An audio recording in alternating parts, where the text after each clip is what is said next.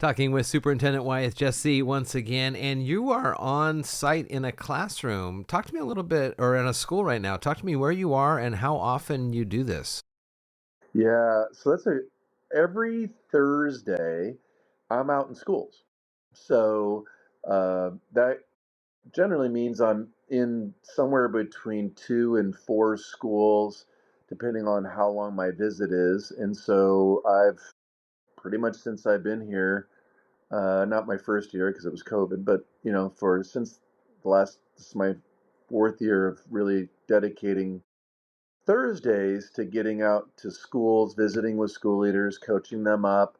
What are the moves that we're trying to make? I think a lot of people think leadership and how schools run is sometimes simple. There's a lot of details and a lot of things to do especially to get outcomes for students. So I visit them and then I get out in the classrooms and see things. I don't spend a ton of time in each classroom, so about 5 minutes each and see a variety of things, seeing how it is. And then I coach some more up with the school leader. And then I write postcards, not every time, but sometimes in the classrooms that I visit, depending on how busy I get for the week. Sometimes it So, gets a little bit hairy.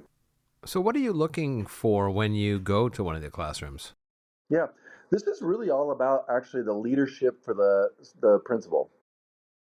And so I'm not there to evaluate teachers. I'm there to actually evaluate the principal's ability to lead on their school improvement plan, right? What are the moves that you said and your staff have identified as what you're committed to towards continuous improvement, right? What are you doing in relation to your coaching of staff? What does your professional development look like?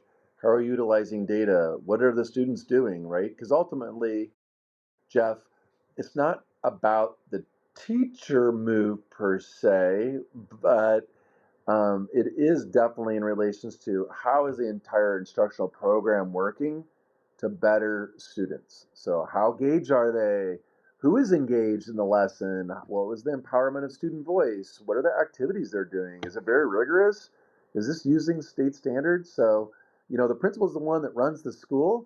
They're the ones that are the lead for the school improvement plan. That is a state mandate. It's a great thing. It's our binding document between what district office and the schools are doing. And so I'm here to see what's going on. My job is oversight, but also the coach of the school leader or school leaders and district personnel.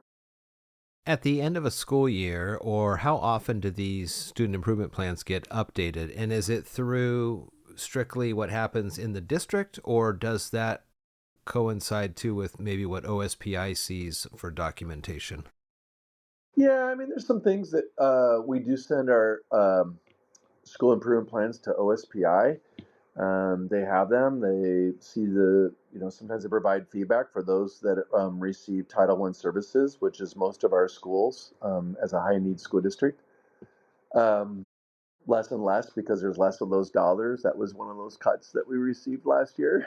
So, um, I, yeah. So I mean, the principal is the one that looks them over. I look them over. Not so much compliance for that, but is really about what are the evidence-based moves that high-performing school districts use. And it is. I was just meeting. I was over at OBJ actually before Mountain View, and I was like, oh, here's the next move. Here's some things to think about. Marianne, the principal there, was already on it. She's got a what we call a what is your principal problem of practice, so that she is like, oh, okay, this is what I'm working on. I'm having a hard time fill in the blank.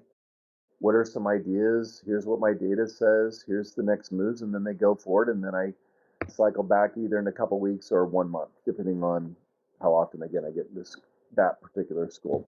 So, do you just walk down the hall and pick a classroom, or has this been prearranged with a teacher, or how's that work? It's not generally prearranged. I don't believe in a coming out fully announced. Sometimes that can lead to its own challenges when they know the superintendent's coming. I want to see what's authentically going on in the classroom for students. It goes really well, Jeff. I mean, I don't want to build this up as if it's like a I got you or whatever, because again, the focus person's a principal, and they got tough work. My job is not to surprise anybody or get anybody. My job is to help grow the school leader because if they can do a really good job, then in turn the school is very likely to do a really good job. And again, on their school improvement plan, right? That school, the staff, the families, everybody's like, this is what we're up to. This is what we're trying to do for kids. And so that contributes. And also, Jeff, which is probably, I don't want to get lost in this conversation. I talk to a lot of kids, so they know me. I go around, they're like, there's superintendent, what are you doing? Mr. Jessee. And I've seen your kids over the years grow, and I've had conversations over the years with kids, and we pick up conversations. We don't pick, usually, like we pick some classrooms, our focus is on ELA, so elementary can be any grade level. I try to get across different grade levels. Some years it works better than others, just on the time I can come, like if they have their master schedule. Secondary, it's been mostly ELA, but I'll go into other grade level CTE classes, math, um, too, just based on some of the things that principals are doing and working with different teams. Is this where a student would come up to you and go, you know, what you should do is let's have more recess, or let's expand? They start pitching you ideas on what's in there from their perspective.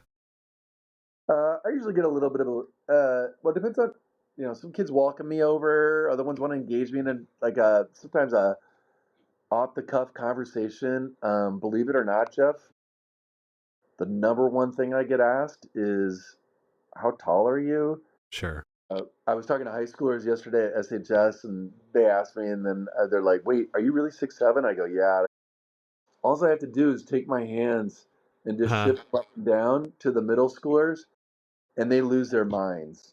I bet. They're like, "Wait, are you 6'7"?" And it's so funny because that's all you need is just some hand movement, and it's just a good connection. Then I usually talk about books mostly. What are you interested? How's it going? And the kids are really forthright. It's great. Yeah, I love this book, or I love this series, and they'll get talking to me about it. And then other kids are like, yeah, it's okay. And then I'll see them the next time. They're like, oh, I found one I like, Mr. Jessee. It's so good. And I'm like, I can't put it off at home. And so, we just get into all those things. And how's the notes? And what's the character like? And yeah, it's just living in their world, right? Like, how's it going? Are you engaged? You know what you're learning? Yeah. What are you working on right now? What's your learning goal? Kids are really good at it. It's a good way to also tell if we're hitting the mark, right? Like, are we engaging these kids? Are they having fun learning? It's really evident when you talk to a kid. Well, I'll let you get back to the classrooms then at Mountain View Elementary, home of the Vikings, right? Home of the Vikings. Yes, things are going well here today. I'm really excited to be here, doing some work on special education in this particular visit today here at this school site so I can help them out. Awesome. Well, I appreciate the time, and we'll check in next week and see what else has been going on. Thanks so much, Jeff.